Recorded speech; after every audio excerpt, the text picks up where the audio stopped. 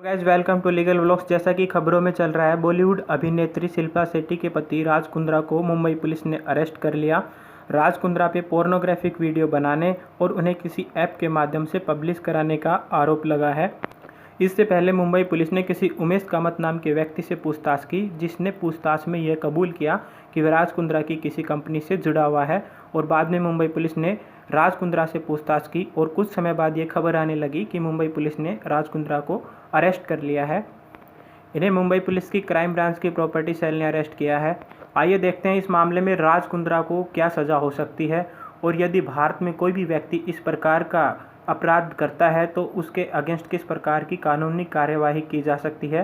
साथ में इस बात पर भी चर्चा करेंगे, क्या भारत में सिर्फ पोर्नोग्राफिक वीडियो शूट करना ही अपराध की श्रेणी में आता है या फिर पोर्नोग्राफिक वीडियो देखना भी अपराध की श्रेणी में आता है। दोस्तों, यदि कोई भी व्यक्ति किसी भी प्रकार की पोर्नोग्राफिक वीडियो किसी की कंसेंट से शूट करता है या किसी के साथ शूट करता है या छिप के किसी का न्यूड वीडियो बनाता है तो उसके अगेंस्ट भारतीय दंड संहिता 1860 की धारा 292 के तहत यदि वह पहली बार इस प्रकार का अपराध करता है तो उसे 2 वर्ष की सज़ा या फिर 2000 रुपये का जुर्माना या फिर दोनों हो सकते हैं।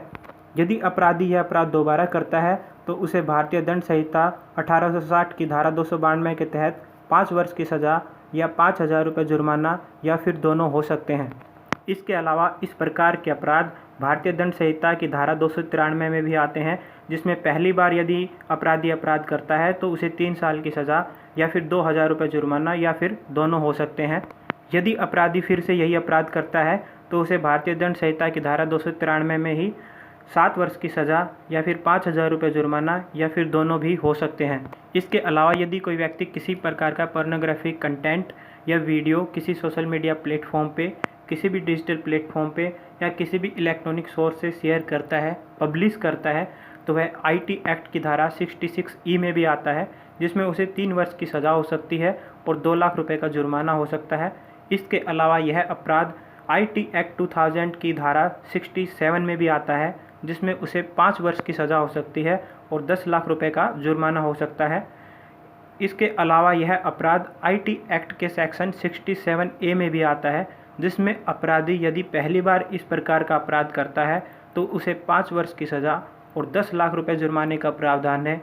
यदि अपराधी दोबारा इसी प्रकार का अपराध करता है तो उसे आईटी एक्ट के सेक्शन 67A में ही 7 वर्ष की सज़ा और 10 लाख रुपए जुर्माने का प्रावधान है। इस मामले में राज कुंद्रा की जमानत हाई कोर्ट से ही होने की संभावना रहेगी, वो भी उन्हें कुछ समय जब जेल में बीत जाएगा उसके बाद ही उनकी जमानत हो पाने की संभावना है। दोस्तों, इसके अलावा भारत में कोई भी व्यक्ति किसी प्रकार का चाइल्ड पोर्नोग्राफिक कंटेंट देखता है या किसी भी सोशल मीडिया प्लेटफॉर्म, किसी डिजिटल प्लेटफॉर्म पे कहीं भी शेयर करता है, पब्लिश करता है, तो वह भी आईटी एक्ट के सेक्शन 67B में आता है, जिसमें पहली बार इस प्रकार का अपराध करने पे 5 वर्ष की सज़ा और 10 लाख रुपए तक के जुर्माने का प्रावधान है। यदि अपराधी दोबारा इस प्रकार का अपराध करता है तो 7 वर्ष की सज़ा और 10 लाख रुपए तक के जुर्माने का प्रावधान है। इसके अलावा किसी भी महिला का इस प्रकार video banana indecent representation of women prohibition act में भी आता है। अब बात करते हैं, क्या भारत में सिर्फ पोर्नोग्राफिक वीडियो बनाना ही अपराध की श्रेणी में आता है या उसे देखना भी अपराध की श्रेणी में आता है। इस बात को आप इस कंसेप्ट से समझ सकते हैं कि पोर्नोग्राफिक वीडियो देखना इलीगल नहीं है, लेकिन आप कहीं भी उसको देखने के लिए ब्राउज़ करते हो किसी भी सोशल मीडिया या डिजिटल प्लेटफॉर्म पे या कहीं भी उसे कलेक्ट करते हो तो वह अपराध की श्रेणी में आता है, वह इलीगल है। तो दोस्तों, आप ये मान सकते हो कि भारत में पोर्नोग्राफिक वीडियो देखना भी अपराध की श्रेणी में ही आता है। यदि आपको वीडियो अच्छी लगी हो तो वीडियो को लाइक करें, चैनल को सब्सक्राइब करें और बाकी लोगों के साथ भी शेयर करें। Thanks for watching.